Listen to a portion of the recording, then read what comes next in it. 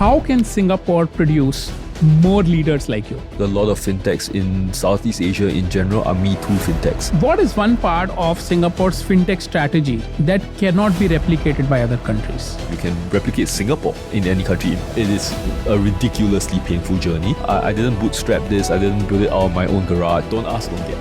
What is one thing that Singapore is doing right in its fintech strategy? A lot of bankers, tired of bureaucracy. They want to try fintech. Has the world lost its love with fintech and funding them? If you were a VC and you had $1 billion, what would you fund today?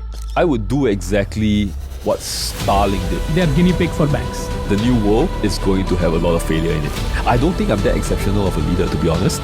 Puts a mirror up to my face and tells me where I'm missing. You've won the hearts of a lot of coaches on LinkedIn. The prevalence of hubris at a lot of senior bankers.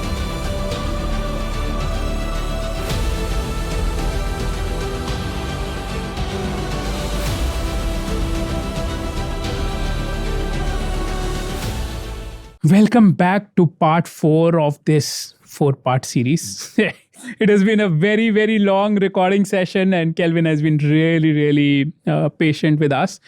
This is where this is the section where what we call as fire in the grill, like basically rapid fire questions. And then we'll start pretty soon. There are 3 parts before this, guys. Kelvin has really answered a lot of questions. Part 1 about his journey from a banking employee to an entrepreneur. Part 2 about BaaS, and part 3 about digital transformation. Now this is the 4th part. Kelvin, are you ready? Okay, so very simple format. We've looked at some questions that we would love for you to answer, and we're going to go about this. Try to answer as quickly as you can. Obviously, you are a very unique leader in your sense. So I'm giving you some background so that you understand why these questions are coming. You've been a banking employee, you pitched, you became an entrepreneur, etc. and stuff. So we have gone out and we have figured out what people want to know. Now, this is the start of rapid fire. How can Singapore produce more leaders like you? Stop focusing on academic grades as an outcome and focus more on development of an individual and the ability to take risks. What is one thing that Singapore is doing right in its fintech strategy? It is encouraging fintechs to set up home here, much like in the same way EDB did for large corporates in the 1960s to the 1980s. So in that sense, that is correct. And more fintechs are springing up in the region. What is not working, if you say just in that sense, what is not working in the fintech strategy today? I don't think it's a Singapore-specific issue, but it seems like a lot of fintechs in Southeast Asia in general are Me Too fintechs, in that they basically emulate what has worked in the US or in Europe in a lot of cases. Not all, to be fair, not all. Let's be very clear. I have some that I really do admire and like a lot. But I think that functionally is the biggest problem for fintechs in the region. How would you go about solving this functional challenge that the fintechs have today if they are no longer Me Too but genuinely innovative? I think that's a very high bar to have, because you can be Me Too and still make a ton of money, right? Because there's a region that's untapped and you grow. I mean, you can be worth a hell of a lot of money. So I don't know. I don't have an answer to that question. No problem. What is one part of Singapore's fintech strategy that cannot be replicated by other countries? Nothing. I mean, depending on how much will you have, you can replicate Singapore in any country, in my opinion. So basically the will of going and creating this would you... I mean, what is the unique proposition of Singapore, right? Other than being in this strategic location for a shipping lane at this point and therefore having goods around the world. It's secure, it's got great infrastructure, it's well developed, all of which can be done by any country in the world. So what's lacking? Will. Exactly. So, great question. Great answer. As an ex-entrepreneur, what would be your advice to entrepreneurs? Well, I always start with the first one, which is half jokingly, don't do it. It is a ridiculously painful journey. But my advice in more practical terms would be always there is no harm in asking. I think let's start with that, right? Whatever you want, ask. Ask for it. The worst thing that can happen is no, which is status quo to not getting it anyway. Now that you are an entrepreneur, one learning you would like to share with other entrepreneurs? I wouldn't say that I'm an entrepreneur. Yet? Not yet. I didn't bootstrap this. I didn't build it out of my own garage and get it large. It was already large. It was built in the bank. The bank is my shareholder. So to be fair to entrepreneurs out there, I think it is it's almost remiss to say that I'm an entrepreneur because I don't think I'm in the same ranks. I don't think I've achieved the kind of resilience that they have. So I wouldn't say I'm an entrepreneur. But if someone were to ask me for my advice on this, it would be the same. Don't ask, don't get. Great advice. A lot of bankers are, tired of bureaucracy. They want to try fintech. One advice for them. I think they really need to understand what it means before they decide that they want to try fintech. Bureaucracy in banks are there for a good reason. Specifically to mitigate risk and compliance and controls, and to ensure that controls are in place. So for those bankers who feel like the only reason they want to dive into fintech is because they feel administrative bureaucracy, I think they should really think about and rethink whether that's something they want to do. If you have a burning idea that you can't get out of your head, that you really want to execute for the betterment of the industry, I think you should do it. I think if you were to escape pain, I'm not sure if that's the equivalent of jumping out of a frying pan into the fire. Okay. One thing bankers misunderstand about working in fintechs. I think, depending on what fintechs, right? To be specific, there are many segments of fintechs, but in my particular space, if you think moving into a B2B enterprise technology business means you're going to be free of compliance and free of all these administrative bureaucracy, you are dead wrong, because your clients will demand it. Perfect answer. Why is funding depreciating? Like, why is there a loss of funding for fintechs? Well, I'm not on the buy side, so I can't profess to credibly opine on why there is a loss of funding. I don't think there is. As I understand it, there is a significant amount of dry powder in financial backers around the world. So the question is not a loss of funding per se, but a loss of risk appetite for funding. Okay, let me rephrase that question. Why are fintechs not getting the funds they were getting, in 2020, 2021? Has the world lost its love with fintech and funding them? I'm not sure. I think specific segments of fintech are still getting funded. In fact, most people have moved away from B2C fintechs and started looking at enterprise technology because stickier business, better returns, and so on and so forth, but much longer life cycle. The rest of them, I really shouldn't opine because I have no expertise in the area. No worries. And if you were a VC and you had $1 billion, what would you fund today? What is my end objective, right? That really does depend on what my end objective is. If my end objective is to mark up my portfolio, I will fund anything with a .ai behind it today. Right? Mark up my portfolio in the next 2 years, make better returns on paper, and then move off to a new fund.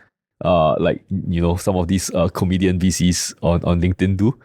Say. So I think that's it is a career strategy, to be honest, of some people on the buy side.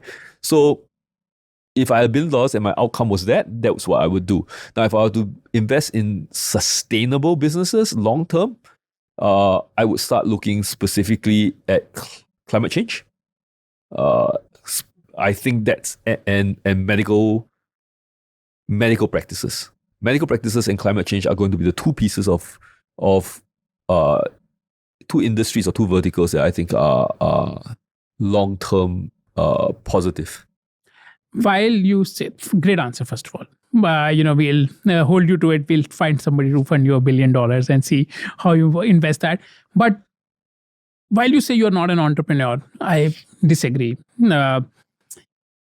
If you were to start a fintech business today with no funding, what would you start? I wouldn't start a fintech business with no funding. I don't think I'm the right profile to embark on that particular line of thought. And if we were to reverse the question and we gave you $1 billion to start a fintech business, what business would that be? I believe that if I had $1 billion to start a new business In fintech. in fintech, I would do exactly what Starling did. I would build a digital bank, and then I would do an ODAX equivalent, which is to spin off a technology stack and sell it. Yeah, that is a great compliment to Starling as well, and very nice of you to mention them. Now let's get into some specific questions that we have sourced for you. In 2025, fintechs are still transforming banking, or they're guinea pig for banks, and why? Depending on the fintech. So I think people like us are transforming banking. There are not many like us, which is enterprise B2B technology platforms for banks. There are point solutions in this space that are also transforming banks. B2C fintechs, I don't think they're transforming banks so much other than pushing banks to raise standards with regards to customer experience. What would be an exit strategy if you were the CEO of a B2C fintech today? Acquisition. Acquisition by a bank would be ideal at the right valuation. Yes. AI, hype, myth, mixed.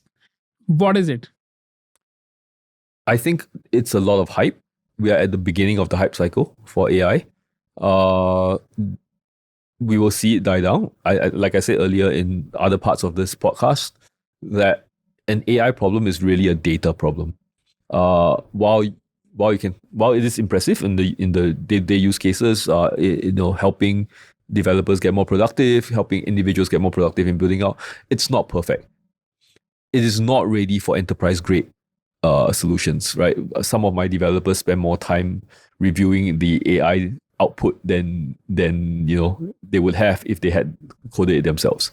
So I think there is more hype than reality at this point, but that could change very, very soon. A lot of the agentic AI from a consumer perspective is very interesting in terms of the services that they can have. I mean, you don't have to search for your own holiday packages anymore, for example. You can build your own agent to do all of that.